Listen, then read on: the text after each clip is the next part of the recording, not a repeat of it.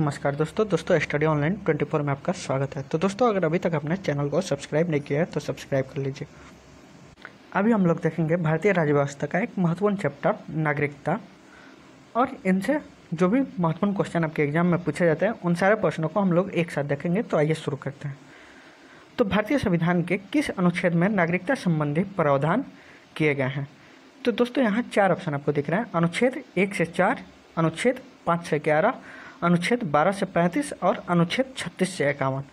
तो दोस्तों इसका राइट आंसर जो होगा, नागरिकता संबंधी प्रावधान जो दिए गए हैं आर्टिकल 5 से 11 में दिए गए हैं। किस में दिए गए हैं? आर्टिकल 5 से 11 में। और 36 से 51 जो दोस्तों है क्या है? तो नीति निर्देशक तत्व। और 12 से 35 है मौलिक अधिकार। तो दोस्तों ये भी आप लोग याद रखेंगे कि 5 से 11 जो है नागरिकता से संबंधित है, 12 से 35 जो है मौलिक अधिकार है, और 36 से 51 जो है नीति निर्देशक है। नेक्स्ट है 2 नंबर। तो 2 नंबर में दोस्तों भारतीय संविधान निम्नलिखित में कौन सी नागरिकता प्रदान करता है? तो ये भी काफ़ी इंपॉर्टेंट क्वेश्चन है दोस्तों कि भारतीय संविधान निम्नलिखित में कौन सी नागरिकता प्रदान करता है। तो ऑप्शन ए में दिया है एकल नागरिकता, बी में दिया है दोहरी नागरिकता, सी में दिया है उपयुक्त दोनों, और डी में दिया है उपयुक्त में से कोई नहीं। तो दोस्तों इसका राइट आंसर होगा एकल नागरिकता। क्या होगा? एकल नागरिकता। 3rd नंबर क्वेश्चन है दोस्तों, किस अनुच्छेद के तहत संसद को नागरिकता के संबंध में कानून बनाने का अधिकार प्रदान किया गया है? तो ये भी काफ़ी इंपॉर्टेंट है कि वह कौन सा अनुच्छेद है जिसके तहत संसद नागरिकता के संबंधित कानून बना सकती है। तो यहाँ अनुच्छेद 5 बी में दिया गया है, अनुच्छेद 9 सी में दिया गया है, अनुच्छेद 10 और डी में है अनुच्छेद 11। तो दोस्तों अनुच्छेद 11 के अनुसार संसद नागरिकता से संबंधित कानून को बना सकती है। नेक्स्ट 4 नंबर देखते हैं। तो दोस्तों 4 नंबर है भारतीय नागरिकता नहीं प्राप्त की जा सकती। तो ए में दिया है जन्म के द्वारा, बी में दिया है देशीयकरण के द्वारा, सी में दिया है किसी भूभाग के सम्मेलन द्वारा, और डी में है भारतीय बैंक में जमा धन करके। और ये क्वेश्चन दोस्तों बीपीएससी में भी पूछा गया है। तो भारतीय नागरिकता नहीं प्राप्त किया जा सकता, तो भारतीय बैंक में धन जमा करके नहीं प्राप्त किया जा सकता। और अन्य जो ए बी सी दिखाई दे रहा है इसके द्वारा भारतीय नागरिकता को प्राप्त किया जा सकता है। तो इसका राइट आंसर होगा डी, यानी भारतीय बैंक में धन जमा करके भारतीय नागरिकता नहीं प्राप्त किया जा सकता। 5 है देशीयकरण द्वारा नागरिकता प्राप्त का एक तरीका क्या है? तो देशीकरण द्वारा नागरिकता प्राप्त करने का एक तरीका क्या है? तो यहाँ 4 ऑप्शन है। माता पिता की नागरिकता, भाई बहन की नागरिकता, विदेशी पुरुष से विवाह करने पर नागरिकता, और विदेशी से मित्रता करने पर नागरिकता। तो इसका राइट आंसर जो होगा विदेशी पुरुष से विवाह करने पर नागरिकता, सी। नेक्स्ट 6 नंबर, नागरिक बनने की निम्नलिखित शर्तों में एक आवश्यक शर्त क्या है? तो ऑप्शन ए में दिया है राज्य की सदस्यता, बी में दिया है उच्च परिवार की सदस्यता, सी है उच्च जाति की सदस्यता, और डी है किसी धर्म का समर्थन। तो इसका राइट आंसर क्या होगा? तो इसका राइट आंसर होगा राज्य की सदस्यता, यानी नागरिक बनने के लिए आवश्यक शर्त है कि राज्य की सदस्यता होनी चाहिए। नेक्स्ट 7 नंबर, पाकिस्तान से आकर भारत में नागरिकता प्राप्त करने संबंधी प्रावधान का वर्णन निम्नलिखित में किस अनुच्छेद में है? तो यहाँ 4 अनुच्छेद आपको दिख रहे हैं। अनुच्छेद 6, अनुच्छेद 8, अनुच्छेद 9 और अनुच्छेद 11। तो इसका राइट आंसर जो होगा अनुच्छेद 6 होगा, यानी पाकिस्तान से आकर भारत में नागरिकता प्राप्त करने संबंधी प्रावधान का जो वर्णन किया गया है आर्टिकल 6 में किया गया है। नेक्स्ट है नागरिकता के लोप होने का एक नियम है। तो नागरिकता के लोप होने का नियम 1 है। तो इसमें है परिवार से बिछड़ जाने पर, बी ऑप्शन में दिया गया है देशद्रोह का अपराध सिद्ध होने पर, सी है भ्रमण के लिए विदेश जाने पर, और सी है शिक्षा के लिए विदेश जाने पर। तो दोस्तों इसका जो राइट आंसर होगा नागरिकता लोप होने का एक नियम है। यदि किसी व्यक्ति पे देशद्रोह का अपराध सिद्ध हो जाता है तो उसकी नागरिकता लोप हो जाएगी, यानी उसकी नागरिकता छीन ली जाएगी। तो 8 का राइट आंसर क्या होगा? बी। नेक्स्ट है 9 नंबर, एक व्यक्ति नागरिकता के अधिकार कैसे खो सकता है? एक कारण हो सकता है। तो ए ऑप्शन में दिया गया है एक व्यक्ति किसी दूसरे देश में 2 महीने के लिए चला जाता है, एक व्यक्ति दूसरे राज्य की नागरिकता ले लेता है। नेक्स्ट है सी, एक व्यक्ति राज्य के कर्तव्यों का प्रदर्शन नहीं करता, और डी है एक व्यक्ति बहुराष्ट्रीय कंपनी में कार्य करता है। तो यहाँ आपको 4 ऑप्शन दिए गए हैं। तो इन चारों ऑप्शनों में दोस्तों इसका राइट आंसर क्या होगा, तो बी, यानी नागरिकता कैसे खो सकता है। तो एक व्यक्ति दूसरे राज्य की नागरिकता लेता है तो उसकी नागरिकता समाप्त हो जाती है। 10 नंबर देखते हैं। तो निम्नलिखित में कौन सी शर्त भारत की नागरिकता प्राप्त करने के लिए नहीं है। तो दोस्तों यहाँ भी 4 ऑप्शन आपको दिए गए हैं। अधिवास, नेक्स्ट है वंशाक्रम, सी में दिया है पंजीकरण और डी में है संपत्ति स्वामित्व। तो कौन सी शर्त भारतीय नागरिकता प्राप्त करने के लिए नहीं है, तो संपत्ति का स्वामित्व जो है भारतीय नागरिकता प्राप्त करने के लिए नहीं है। 11 नंबर, भारत की नागरिकता निम्नलिखित में किस प्रकार प्राप्त की जा सकती है।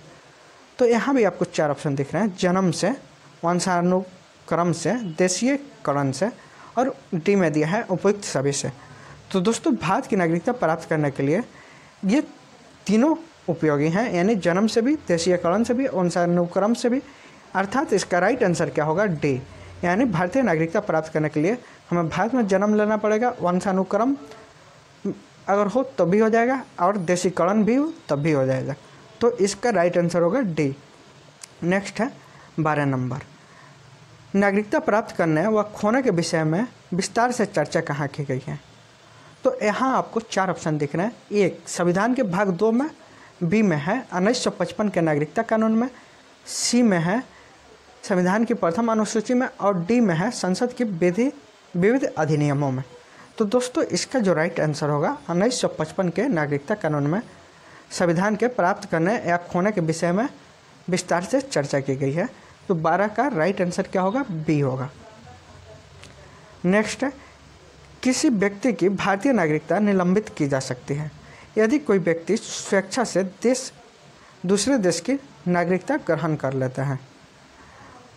तो ये सही है यदि वह नागरिकता के दायित्व से परिचित नहीं है, यदि वह भारत सरकार को विश्वास हो जाए कि नागरिकता छलपूर्वक प्राप्त किया है, यह भी सही है। यदि कोई व्यक्ति जन्म से देश का नागरिक है किंतु किसी विदेशी राष्ट्र के युद्ध के दौरान वह शत्रु की सहायता पहुंचाने की गतिविधियों में लिप्त पाया जाता है, तो यह भी सही है। यानी 1, 3 और 4 अगर पाया जाता है किसी व्यक्ति में तो उसकी नागरिकता निलंबित की जा सकती है। यानी इसका राइट आंसर क्या होगा, तो 1, 3 और 4 इसका राइट आंसर होगा, यानी सी।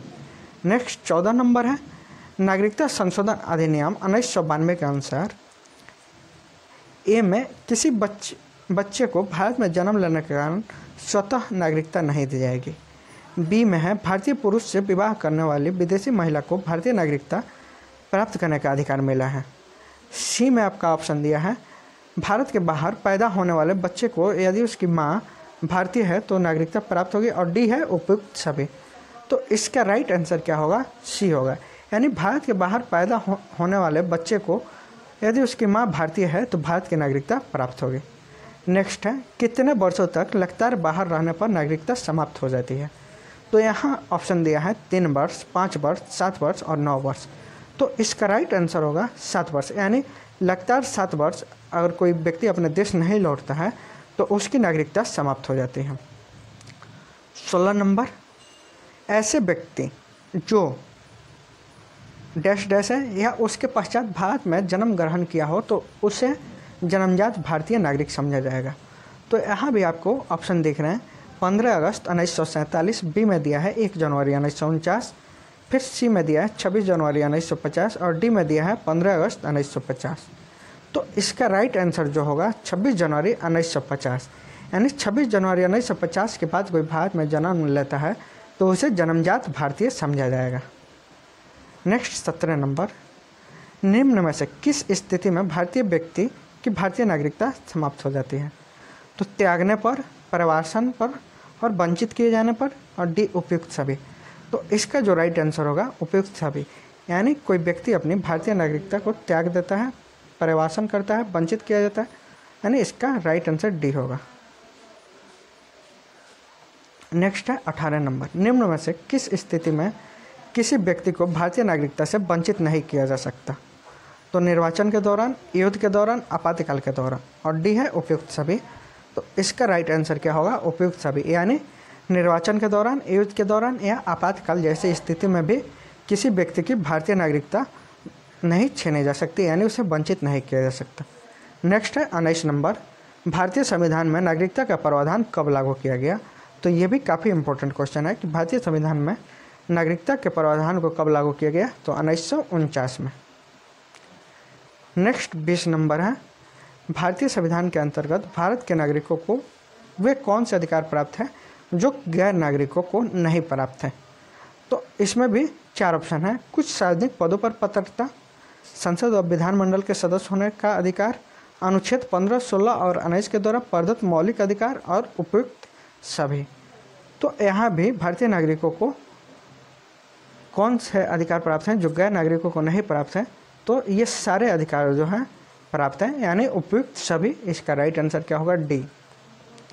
नेक्स्ट है, संविधान द्वारा प्रदत्त नागरिकता के संबंध में संसद ने एक व्यापक नागरिकता अधिनियम कब बनाया? तो यहाँ 4 ऑप्शन दिख रहा है, 1950, 1952, 1955 और 1960।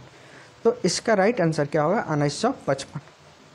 नेक्स्ट देखते हैं 22 नंबर, भारत में एकल नागरिकता की अवधारणा अपनाई गई है। तो यहाँ 4 ऑप्शन है, एक इंग्लैंड से, दूसरा यूएसए से, सी कनाडा से और फ्रांस से। तो इसका राइट आंसर होगा इंग्लैंड से, यानी ब्रिटेन से एकल नागरिकता की अवधारणा अपनाई गई है। नेक्स्ट है 23 नंबर, भारत में रहने वाला ब्रिटिश नागरिक दावा कर सकता है, नहीं कर सकता है। तो यहाँ भी 4 ऑप्शन दिए गए हैं, व्यापार और व्यवसाय की स्वतंत्रता का अधिकार, विधि के समक्ष क्षमता का अधिकार, जीवन और व्यक्तिगत स्वतंत्रता की सुरक्षा का अधिकार और धर्म की स्वतंत्रता का अधिकार।